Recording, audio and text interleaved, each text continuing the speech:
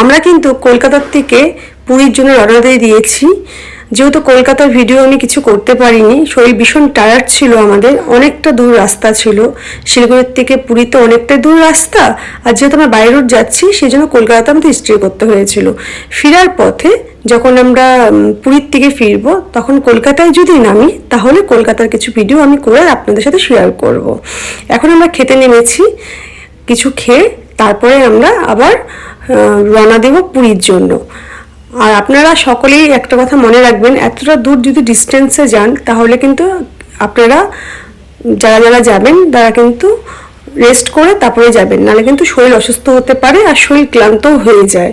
শরীর অসুস্থ হয়ে গেলে কিন্তু ঘুরতেও ভালো লাগবে না, খেতেও ভালো লাগবে না, মজা করতেও ভালো লাগবে না।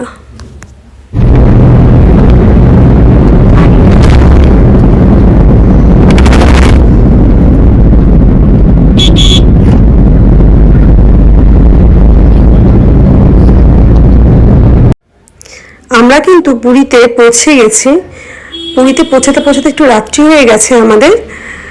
আজকে একটু হোটেলে রেস্ট করে কাল আমরা জগন্নাথ মন্দিরের জন্য রেডি হব সবাই, আর জগন্নাথ মন্দির দর্শন করবো, আপনাদেরও দর্শন করাবো।